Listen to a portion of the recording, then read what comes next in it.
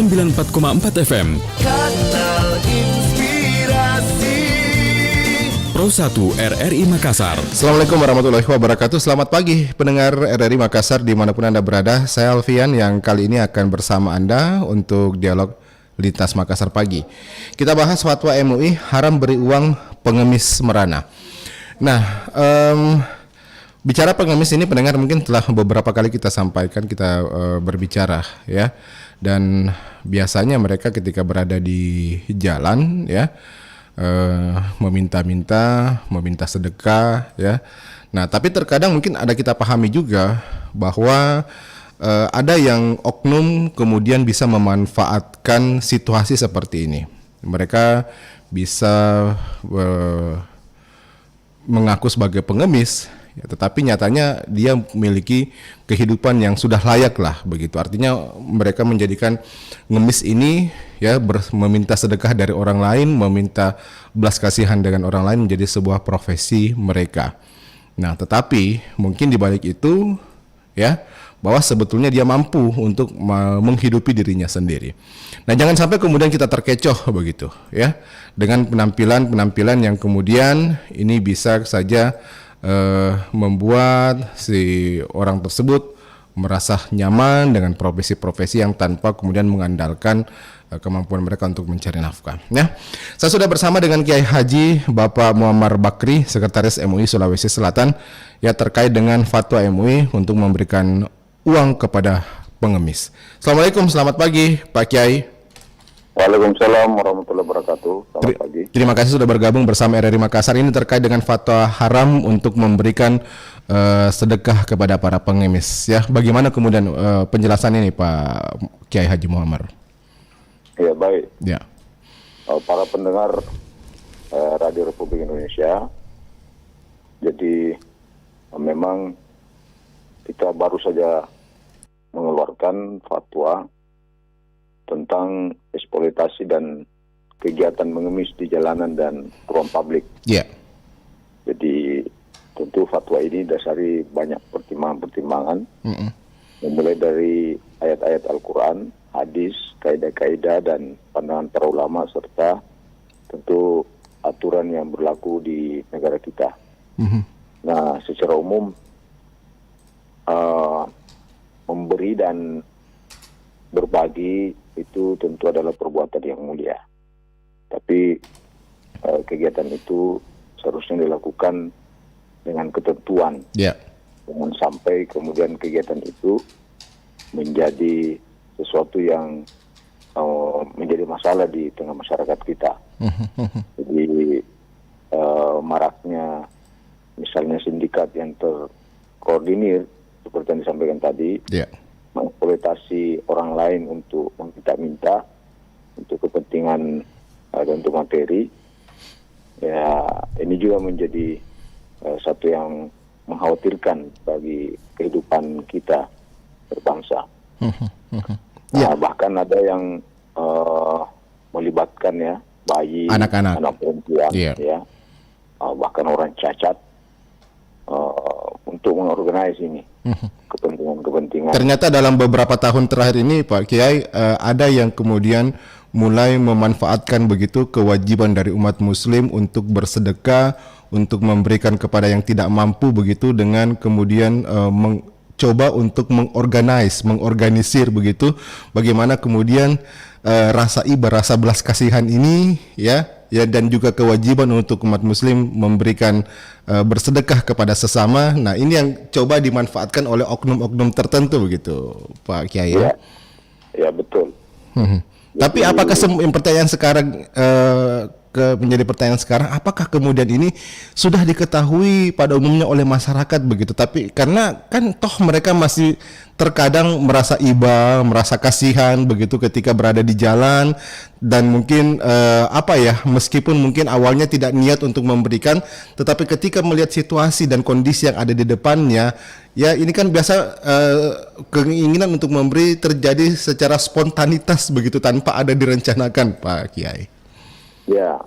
Memang kita doktrin agama kita ya, perintah untuk memberi itu saya kira menjadi sesuatu pemahaman keagamaan bagi kita umat Islam. Iya. Ataupun agama-agama lain saya kira. Iya. Apalagi budaya ketimuran kita ini ya sangat terkenal dengan suka memberi. Iya. Cepat merasa iba begitu. Ya, merasa iba. Iya. Cuma saja memang di satu sisi apabila itu terus berkelanjutan dan menjadi fenomena dalam masyarakat kita, maka secara tidak langsung kalau memang dan sekira sepertinya sudah menjadi rahasia umum bahwa ada yang mengorganisir ini orang-orang tertentu untuk melakukan kegiatan seperti ini. Sehingga kalau itu kita lakukan maka sama saja kita mendukung pihak-pihak yang mengeksploitasi orang lain, anak-anak, orang cacat untuk melakukan ini. Yang kedua, itu kita tidak melakukan pembinaan karakter kepada anak bangsa gitu. Jadi mulai dari kecil sudah diarahkan, sudah diminta untuk suka mengemis, meminta, sehingga menjadi besar nanti ya pikirannya pikiran hanya untuk ngemis gitu. Nah ini Pak Kiai, tapi ada terkadang juga mindset dari masyarakat begitu ya, berpikiran bahwa udahlah, yang penting aku kan memberi kepada mereka. Saya merasa iba, ini terjadi secara spontanitas.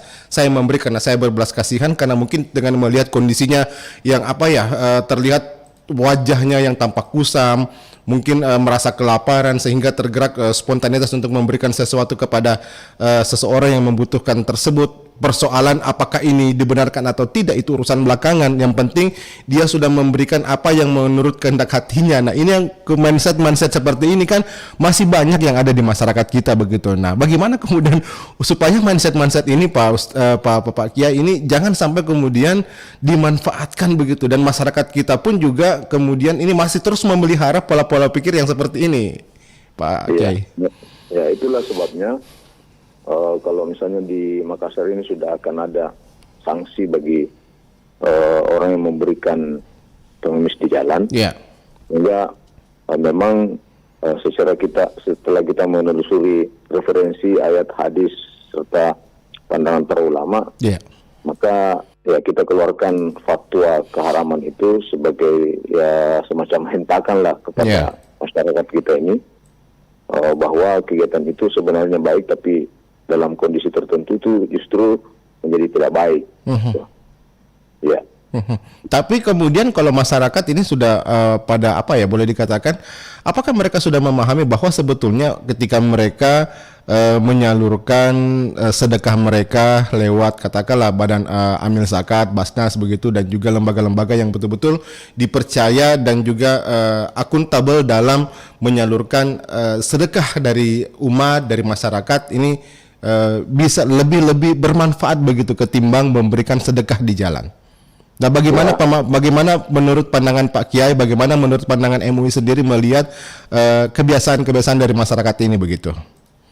Iya, itulah sebabnya dalam petikan fatwa itu ada bagian rekomendasi yang kita sampaikan bahwa kepada lembaga, misalnya pengelola amil zakat dan lembaga kemanusiaan lainnya, perlu bekerja sama dengan pemerintah untuk melakukan pembinaan. Jadi memang perlu maksimal pembinaan itu dilakukan oleh tentu dalam hal ini pemerintah, melibatkan semua stakeholder, termasuk amil zakat, sehingga kalau ini diberdayakan dan diminimalisir pemandangan seperti itu, bahkan zero dalam dalam jumlah, maka tentu masyarakat juga semakin percaya pada lembaga-lembaga ini, sehingga ya mungkin sedekahnya, zakatnya, infaknya itu disalurkan pada lembaga-lembaga ini. Jadi dalam fatwa itu juga bukan hanya kepada pemberi bukan hanya kepada pengemis, peminta-minta, tapi juga kepada pemerintah. Jadi dalam fatwa itu disebutkan wajib hukumnya pemerintah membina, menyantuni dan membina, melakukan pembinaan lah, bukan hanya sekedar memberikan lalu habis ketika itu, tapi perlu memang ada pembinaan yang intens kepada mereka, sehingga di satu sisi kita melarang misalnya pengemis dan melarang memberi, tapi di sisi lain kalau itu tidak ada pembinaan, maka itu juga tidak menjadi utuh. Sehingga kalau fatwa ini dijalankan sebaik-baiknya, maka tentu juga pihak pemerintah, ya namanya wajib itu berdosa apabila tidak dilakukan. Betul. Jadi secara moral keagamaan, pemerintah dimanapun ia memerintah di wilayah manapun itu, jika ada warganya, masyarakatnya yang melakukan kegiatan mengemis di jalan, maka secara hukum agama pemerintah itu berdosa. Jadi berkewajiban. Jangan sampai misalnya pemerintah hanya menetapkan aturan misalnya bagi pemberi, ya, tapi kemudian pemerintah tidak maksimal untuk melakukan pembinaan. Oke. Jadi aturan ini ada fatwa ini Pak Kiai Muammar bukan hanya kepada masyarakat saja, masyarakat umum saja yang suka bersedekah di jalan, tetapi bagaimana juga fatwa ini seharusnya juga diimplementasikan oleh pemerintah begitu ya. Jangan sampai pemerintah hanya mengeluarkan perda, mengeluarkan peraturan saja, mengeluarkan punishment, sanksi, tapi kemudian tidak ada upaya untuk mengatasi pokok permasalahan dari keberadaan para pengemis anak jalanan ini yang biasanya mangkal-mangkal di jalan-jalan, Pak. Betul. Ya, makanya ada 4 di sini hukum yang dilahirkan di fatwa ini. Pertama, haram mengeksploitasi orang untuk minta-minta. Ini kepada mereka yang mengorganize ini orang-orang tertentu ya, itu haram hukumnya. Kemudian bagi pemberi haram ya juga memberi kepada peminta-minta di jalanan dan ruang publik. Ya, karena mendukung pihak yang mengeksploitasi pengemis serta tidak mendidik karakter yang baik. Nah, bagi pengemis ini juga ada hukumnya, haram jika yang bersangkutan memiliki fisik yang utuh dan sehat, ya, serta karena faktor malasnya bekerja sehingga ia melakukan kegiatan itu hukumnya haram. Nah, bagi yang cacat dan terbatas, ya itu dihukumi makruh di tempat-tempat tertentu. Artinya sangat disayangkan. Tidak juga yang berdosa, kalau istilah makruh itu sangat disayangkan di tempat-tempat seperti, karena bisa saja mengancam jiwanya dan juga tentu mengancam jiwa orang lain, lalu lintas. Dan yang keempat itu wajib bagi pemerintah untuk menyantuni, yang memelihara dan membina dengan sebaik-baiknya. Jadi bukan hanya sekedar pembinaannya seperti dilakukan misalnya menangkap mereka lalu dimasukkan beberapa hari di panti dinas sosial, melalui dinas sosial, lalu setelah itu kembali lagi dilepaskan. Bukan pembinaan itu. Ini kan harusnya pemerintah juga bagaimana mengimplementasikan dari undang-undang begitu ya, anak terlantar, fakir miskin ini dipelihara oleh negara. Iya, betul.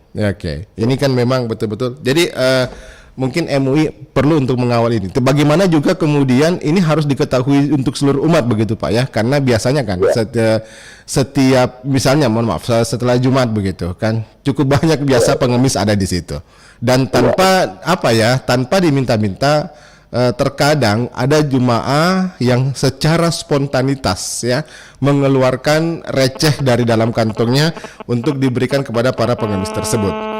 Nah, bagaimana ke depan supaya ini tidak terjadi? Biasanya kan pengemis ini cukup banyak berada di rumah-rumah ibadah, ya, apalagi setiap hari-hari besar tertentu begitu, ya, katakanlah setiap Idul Fitri, Idul Adha, setiap melaksanakan habis sholat Id.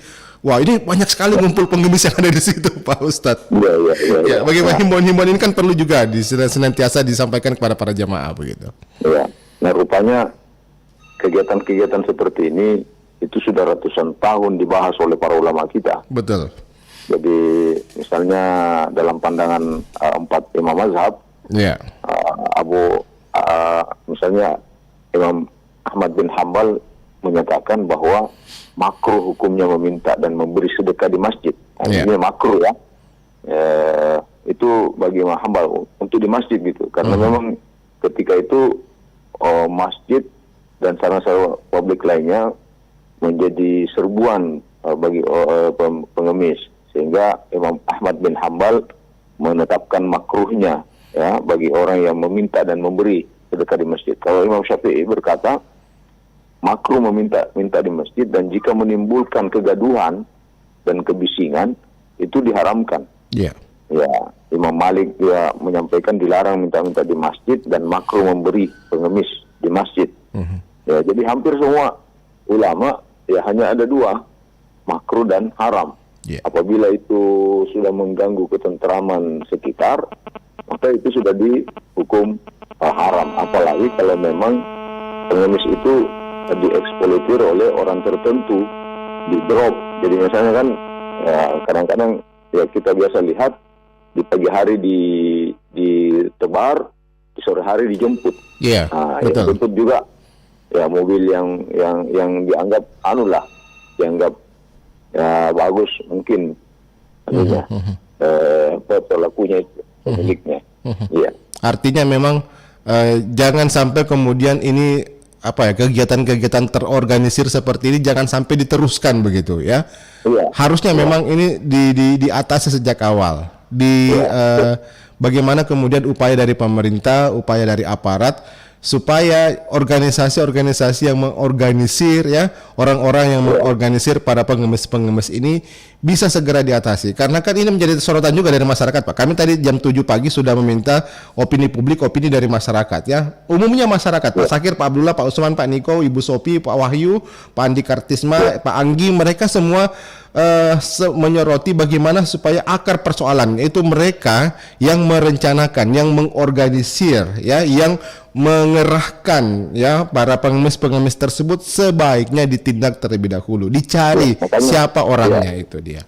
Ya, makanya dalam fatwa itu juga disampaikan Pak pendengar sekalian, rekomendasi dari Majelis Ulama bagi penegak hukum agar menindak pihak yang mengeksploitasi orang, karena dianggap ini sebagai kejahatan kemanusiaan. Iya, betul.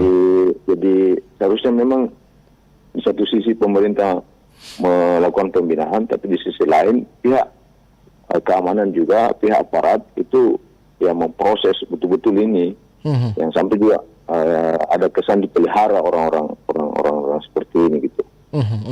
Iya, karena kan boleh dikatakan cukup fantastis juga begitu ya. Ada yang mengatakan bahwa cukup fantastis begitu nilai hasil dari hanya mengemis ya, dengan bermodalkan bertahan dari panas, bermodalkan tidak malu saja. Nah, itu bisa mendapatkan penghasilan yang sangat lumayan setiap harinya ya, bisa mencapai 500.000 rupiah per harinya. Ini kan bagaimana kalau misalnya di store diorganisir oleh cukup sangat besar begitu penghasilan yang dihasilkan dari kegiatan-kegiatan yang unfaedah seperti ini, Pak Kiai. Oke. Betul. Iya. Jadi ya betul, sepertinya ini sudah mengarah seperti apa yang dikhawatirkan oleh beberapa ulama. Misalnya Syara'i mengatakan kegiatan ini sunatan visual, itu menjadi profesi, dan profesi ini profesi yang sangat jelek ya dalam pandangan agama Islam, ihtirafan ya. Jadi ini yang dikhawatirkan oleh ulama-ulama kita. Oke. Mudah-mudahan lewat fatwa ini Pak Ustadz ini bisa dikurangi Pak Ustadz ya. Karena kayaknya ini baru pertama kali MUI mengeluarkan fatwa untuk memberikan melarang ya, mengharamkan kepada masyarakat untuk memberikan uang kepada pengemis di jalan, memberikan bersedekah kepada pengemis di jalan, Pak Ustadz ya.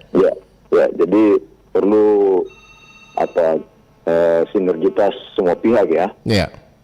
Jadi pihak pemerintah, pihak ulama, masyarakat, penegak hukum, dan masyarakat sendiri. Kalau kita bisa bersinergi, bukan hanya sekedar mengharamkan saja atau memberi sanksi, tapi juga kita melakukan pembinaan dan sebagainya. Ya, semua masyarakat terlibat, saya kira ini bisa kita wujudkan. Baik, Pak Kiai, sebelum saya tutup, kita dengarkan satu pendapat dari masyarakat, Pak Kiai ya. Oke, yang sudah bergabung lewat telepon. Halo. Selamat pagi. Selamat pagi, dengan siapa ini? Dengan siapa? Pak Anggi di Makassar. Silakan Pak Anggi, silakan. Sebelumnya saya terima kasih Pak Kiai ya, akhirnya turun juga fatwa dari MUI mengenai gepeng ini sama Anjal.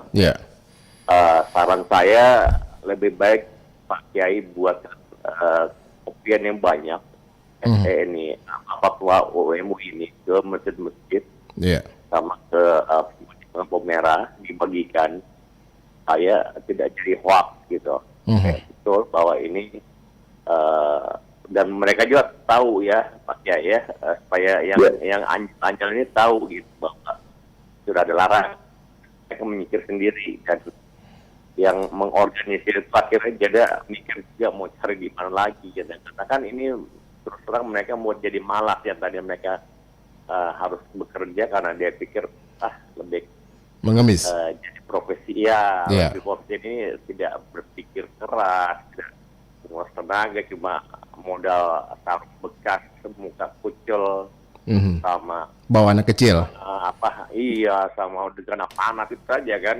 Akhirnya mereka jadi anjal sama gepeng. Jadi saran saya gitu Pak Kiai. Ini udah pertemuan kedua Pak Kiai sama saya ya. Baik. Topik mengenai baik. anak adik gua ya Pak Kiai ya. Baik. Pak Anggi. Saya juga mau bertanya Pak Kiai ya. Baik. Gimana juga mengenai eksploitasi seorang anak-anak disuruh ke rumah-rumah, ya, itu kan menjamur tuh saat bulan puasa sama Lebaran dan Tahun Baru sama Natal.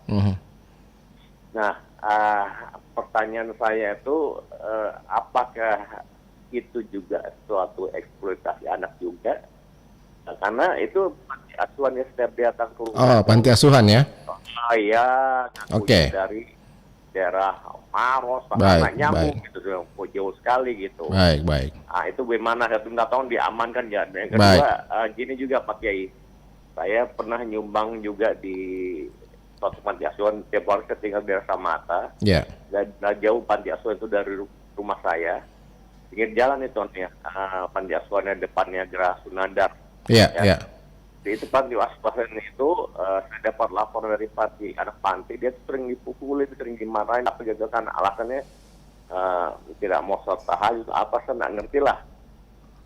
Nah, suatu hari dia dapat rezeki entah dari pengusaha pada pejabat, pimpinan pondok pimpinan panti asuhan itu mendapatkan mobil Fortuner. Saya nggak ngerti untuk apa, tapi setiap ada panggilan itu anak panti asuhan mana PT-PT gitu, naiknya mobil Fortuner sama-sama. Itu bagaimana tanggapan Pak Kiai? Oke. Terus kedua, itu fenomena. ada juga di daerah Nipa juga panti asuhan Pak Kiai, sepertinya mereka bisnisin gitu Pak Kiai. Panti asuhan jadi bisnis.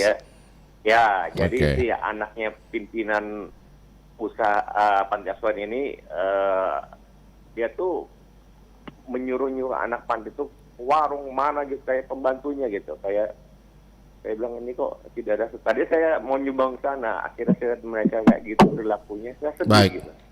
Akhirnya saya tidak jadi. Tolong Pak Kiai jawabannya, dan kedua juga tolong diamankan Pak Kiai orang panti asuhan tadi saya bilang tadi, yang tahu dari panti asuhan ternyata itu cuma kedok saja, kamuflase saja. Yang kemudian juga masalah panti asuhan ini yang tidak jelas.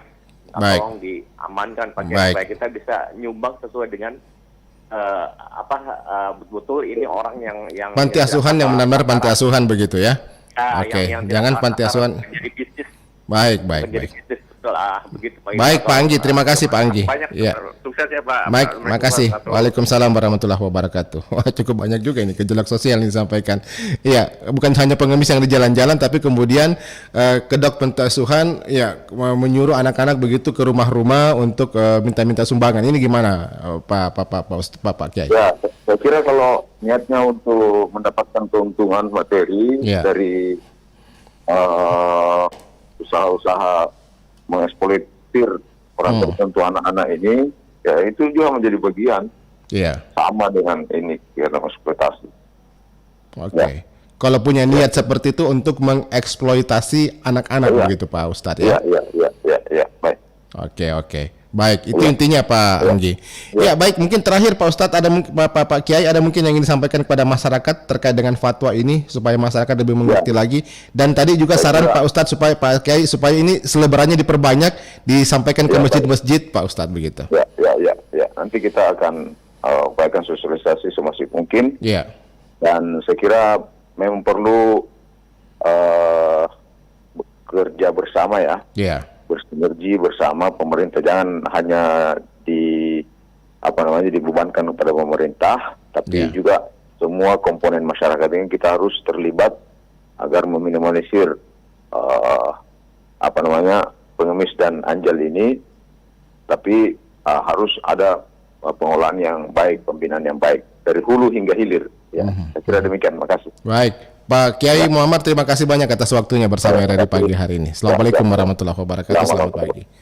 Ya, kami sudah bersama dengan Kiai Haji Muammar, ya, Sekretaris Majelis Ulama Indonesia. Yang pasti tadi Pak Anggi sudah disampaikan, kayaknya untuk melakukan penindakan ini bukan ranah dari MUI begitu ya, tapi sudah disampaikan bahwa tadi kegiatan untuk mengeksploitasi anak-anak itu terkategori juga sebagai kegiatan haram begitu ya, sama yang sudah difatwakan oleh Majelis Ulama Indonesia. Nah, masukan Pak Anggi tadi untuk lebih memasifkan sosialisasi ini akan dilakukan ya, termasuk untuk memberikan selebaran-selebaran ya terkait fatwa dari MUI ya, memberikan atau juga bersedekah di jalan kepada anak-anak, mengeksploitasi anak-anak untuk keuntungan pribadi, untuk keuntungan kelompok-kelompok tertentu ya. Itu juga sebagai kategori haram yang disampaikan oleh Majelis Ulama Indonesia. Oke, saya akan berlanjut untuk narasumber yang berikutnya ya. Oke, tetap bersama kami pagi hari ini dalam Dialog Lintas Makassar Pagi.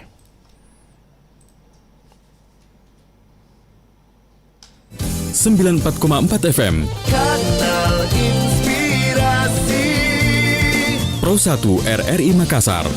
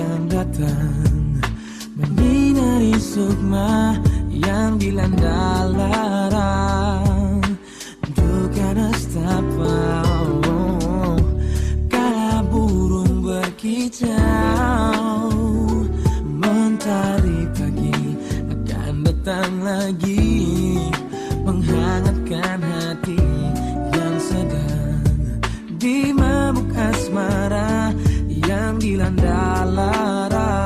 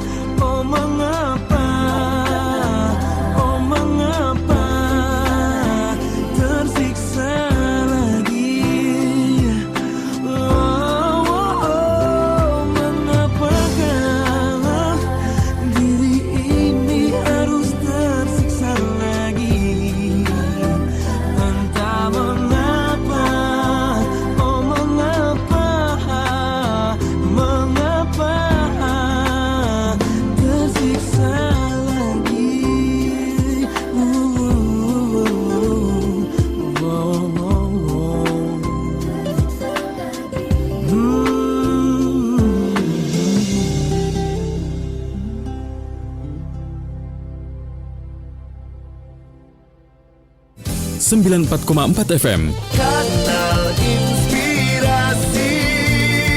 Pro 1 RRI Makassar. Pendengar Pro 1, fatwa haram bersedekah di jalannya, fatwa haram beri uang kepada pengemis. Oke.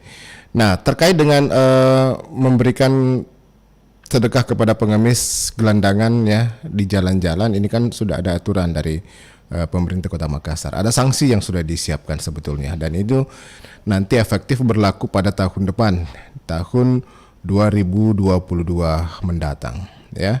Nah, bagi siapa saja yang memberikan uang sedekah kepada pengemis di jalan ya, itu akan mendapatkan sanksi. Nah, sebelum aturan ini diterapkan, sanksi tersebut dijalankan. Nah, sepanjang tahun 2021 ini pendengar akan dilakukan sosialisasi ya. Sosialisasi kepada seluruh masyarakat begitu. Masyarakat Kota Makassar. Nah, untuk kategori pemberian sanksi ini ya, ini merupakan peraturan daerah ya, perda dari Kota Makassar yang nantinya akan membatasi bagi para pengguna jalan, masyarakat untuk memberikan sedekah uang ya kepada para profesi pengemis yang ada di jalan-jalan ya. Oke, dan mudah-mudahan ini bisa diketahui oleh masyarakat dan juga bisa masyarakat untuk bisa menerima begitu dan tahu betul bahwa ada sanksi yang disiapkan oleh pemerintah kota. Bukan hanya itu, juga ada fatwa haram begitu ya. Sudah ada fatwa dari Majelis Ulama Indonesia, haram hukumnya bagi bagi masyarakat atau umat muslim yang memberikan sedekah atau memberikan uang kepada pengemis di jalan-jalan. Nah, lalu bagaimanakah kemudian pemerintah kota untuk lalu mengimplementasikan terkait dengan penanganan anak-anak jalanan ini dan juga para pengemis? Saya sudah bersama dengan pelaksana tugas Kepala Dinas Sosial Kota Makassar, Bapak Haji Muhyiddin Mustaqim. Assalamualaikum Pak Haji Muhyiddin, selamat pagi. Waalaikumsalam warahmatullahi wabarakatuh, selamat pagi. Terima kasih sudah bergabung bersama dengan RRI Makassar. Oke, ini persoalan pengemis ya, mungkin juga di dalamnya ada gelandangan ya, anak jalanan sudah termasuk semua diantaranya merupakan pengamen. Ini persoalan sosial yang dari tahun ke tahun dan juga persoalan sosial yang bukan hanya menjadi persoalan di Kota Makassar saja, tetapi hampir seluruh kota-kota besar yang ada di Indonesia. Bagaimana kemudian upaya dari Pemkot Pak Kadis untuk mengatasi persoalan sosial ini? Oh ya, jadi begini. Saya juga tentunya sebelumnya itu kami kan sudah mensosialisasikan Perda nomor 2. Itu yang perlu kita ketahui. Perda nomor 2 tahun 2008 tentang pembinaan anjal gepeng dan pengemis. Tentu kan terkait dengan Perda ini ada juga perwalinya nomor 17 tahun 2000 perwali 37 tahun 2017 tentang pelaksanaan pembinaan. Nah, memang di dalamnya di situ adalah kami juga memang sudah sebelum itu waktu kami sosialisasikan, kami dari pihak Dinas Sosial Pemerintah Kota Makassar, memang kami sudah melakukan dialog bersama dengan MUI Kota Makassar. Ya. Nah, memang kami minta bahwa kami mohon dukungan untuk bahwa fatwa. Jadi begini, fenomena pengemis itu, fenomena anjal, termasuk gelandangan itu memang betul tadi adalah persoalan persoalan di seluruh kota-kota besar, persoalan sosial. Nah, tentunya kita tidak mau ke situ. Tentu kita apa tindakan-tindakan yang dilakukan oleh terhadap pemerintah. Nah, salah satunya tadi itu adalah bagaimana mengimplementasikan perda itu. Nah, terkait dengan pemberian, memberi dan bersedekah itu kan saya sampaikan di depan Majelis Ulama bahwa itu memang tidak dilarang dalam agama. Agama apapun itu bagi orang yang mampu memang wajib. Tetapi bersedekah atau memberi itu di tempat terbuka itu baik. Dan lebih baik lagi kalau memberi itu secara diam-diam. Nah, tentu itu yang kami. Tapi yang kami larang adalah memberi yang di tempat-tempat tempat-tempat umum, khususnya lampu merah dan mengganggu ketertiban bersama. Nah, itulah yang dikeluarkan fatwa MUI. Artinya MUI juga mengeluarkan itu tentu kan merujuk kepada perda. Perda ini kan jelas bahwa yang dilarang dan memang juga ada yang dibolehkan. Kan yang seperti itu. Jadi tempat-tempat seperti kan kalau mau memberi ada panti asuhan, ada kita bisa langsung kepada lembaga zakat, kelompok-kelompok marginal seperti itu. Jadi pada prinsipnya kami juga berterima kasih bahwa memang kami minta fatwa dari MUI dan tentunya pihak Dinas Sosial Kota Makassar terkait dengan itu bahwa tentu kita harus menyiapkan bagaimana langkah-langkah atau metode yang dilakukan oleh Dinas Sosial Kota Makassar. Apa yang kita lakukan adalah kita mengedepankan jadi ada dua. Jadi nanti kita ini penanganannya ada melalui nanti kita lakukan ada lingkungan pondok sosial, dalam hal ini adalah rumah singgah. Dan ada juga kita lakukan rehabilitasi di luar panti. Nah, tidak semua nanti yang kita bisa lakukan rujukan kepada panti nanti, yaitu yang pondok yang kami lakukan pembinaan, tetapi kita juga mengedepankan bagaimana konsep pemberdayaan nanti kita lakukan ke bawah. Ya, itu kan terkait dengan program visi misinya Bapak Wali Kota terkait dengan rehabilitasi sosial. Nah, untuk menangani hal-hal persoalan sosial tentu itu. Kemudian yang kita sekarang kan begini, kami terkait dengan fatwa MUI ini kan ini kita harus memberikan, pemerintah Kota Makassar memberikan apresiasi kepada orang tua kita, kepada kiai Majelis Ulama, bahwa ternyata bahwa responnya jadi fatwa ini kita jangan melihat bahwa fatwa ini melarang menghalalkan, yang diharamkan itu adalah memberi dan mengganggu ketertiban umum. Ya kan seperti itu. Oke. Ada pandangan tadi, mohon maaf Pak, saya potong Pak. Ada pandangan tadi, saya sudah wawancara dengan Pak Kiai Haji Muhammad Bakri, Sekretaris MUI Sulawesi Selatan, bahwa fatwa ini bukan hanya ditujukan kepada masyarakat, kepada masyarakat yang suka bersedekah bukan pada tempatnya, yang suka bersedekah di tempat-tempat umum, mengganggu ketertiban umum, di jalan-jalan di lampu merah begitu. Tetapi juga fatwa ini ditujukan kepada pemerintah. Bagaimana kemudian pemerintah bisa menyelesaikan persoalan sosial yang ada di masyarakat begitu, akar persoalan ini harusnya diselesaikan. Bahwa juga bahwa MUI melihat bahwa saat ini pengemis cenderung terorganisir begitu. Ada yang mengelola. Nah, mencari persoalan, mencari akarnya, siapa yang mengelola, siapa yang mengorganisir, ini tugas dari pemerintah. Ketika ini tidak dilaksanakan pemerintah, maka pemerintah berdosa begitu. Itu menurut pandangan dari MUI. Bagaimana Pak Kadis? Betul. Jadi dua sisi memang seperti itu. Makanya saya katakan tadi bahwa pihak kami dari pemerintah Kota Makassar khususnya Dinas Sosial, tentu itu tadi. Jadi memang terkait dengan apa yang di pemandangan umum tadi, bahwa memang ada, kita harus akui itu bahwa kalau kita berdasarkan laporan dan memang masyarakat sendiri yang menyampaikan ke kami, memang ada sifatnya eksploitasi. Nah, di perda itu kan jelas. Dan insya Allah kami, jadi tindakan yang kami lakukan dan apabila kan kami juga berharap kepada seluruh masyarakat. Kalau ada ditemukan, jangan dibiarkan. Dan kami Dinas Sosial siap menerima, karena masalahnya kami di sini adalah melakukan, tidak mungkin kita turun dari petugas kami atau pihak pemerintah tidak bisa kalau ada bukti, dan kan di situ jelas di perda bisa kita lakukan dengan pidananya mereka yang utamanya mengeksploitasi anak itu terkait kalau ada bukti rekaman CCTV. Jadi kami juga sudah berkoordinasi dengan itu. Insyaallah Kominfo itu kami melakukan karena ada CCTV. Nah, itu insya Allah kita jadi dari efek jerahnya memang ke situ. Jadi itulah tindakan yang kami lakukan. Dan insya Allah memang kami koordinasikan berbagai pihak, terutama Kominfo. Kominfo itu kan punya artinya bisa rekaman CCTV. Itu yang kita nanti, dan alhamdulillah bersama dengan teman-teman 3 unsur, khususnya dari Satpol PP itu sudah ada memang memantau di wall room itu. Jadi dia tugasi untuk memantau ke wall room.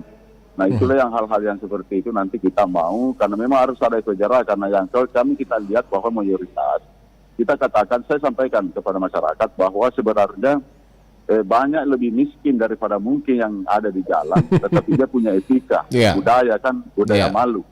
Nah ini kan sudah terbiasa, dan kami juga sudah sampaikan bahwa kami juga berdasarkan fakta di lapangan, kami temukan memang sebenarnya bukan fenomena kemiskinan. Nah ini memang sudah budaya pengemis ini sudah menjadi itu persoalan nasional. Contohnya itu kan ada yang meminta-minta ibu-ibu, saya sendiri yang turun.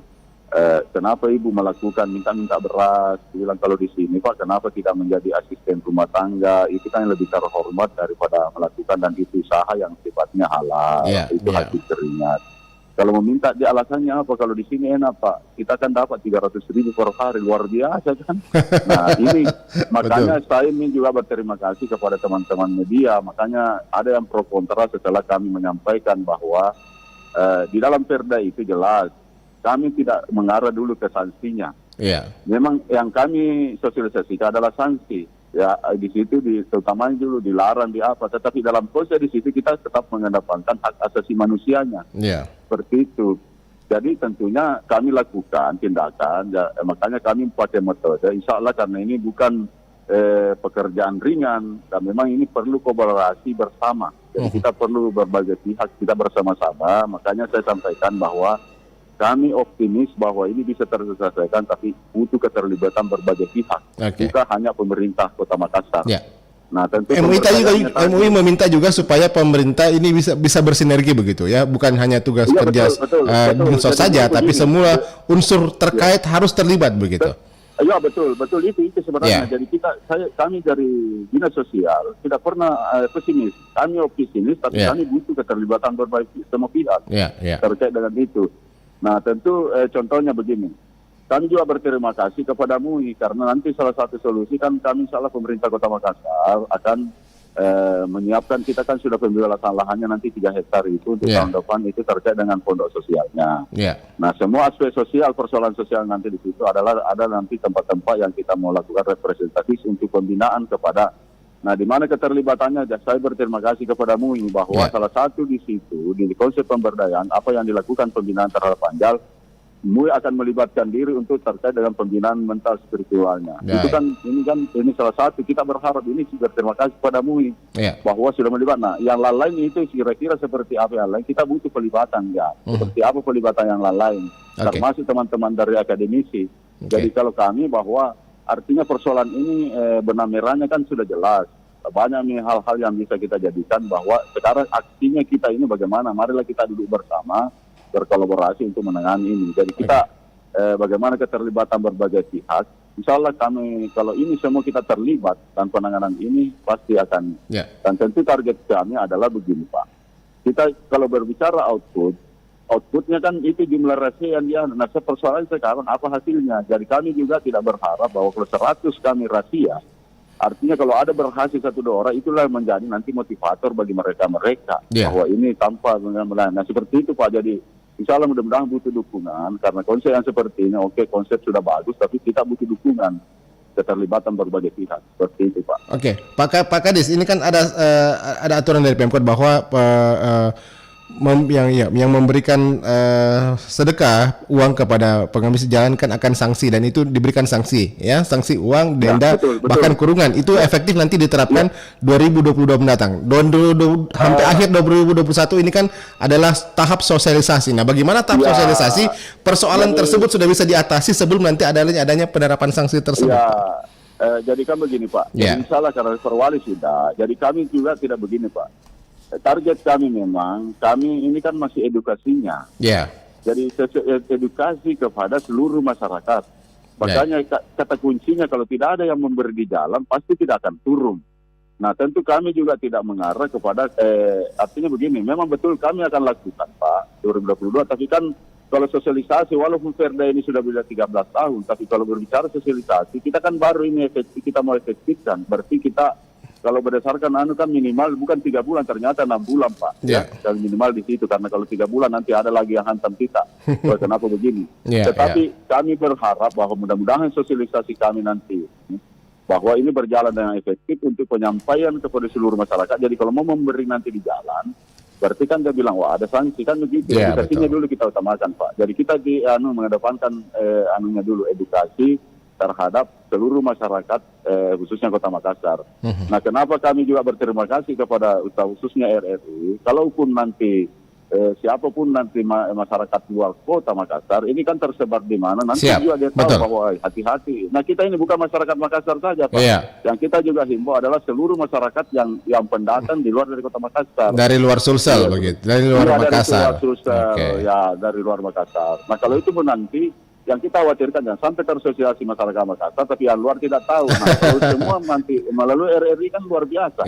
Artinya dimanapun pemirsa yang bisa mendengar, kan tentunya bahwa Makassar ada seperti ini. Kalau kita memberi ada sanksi.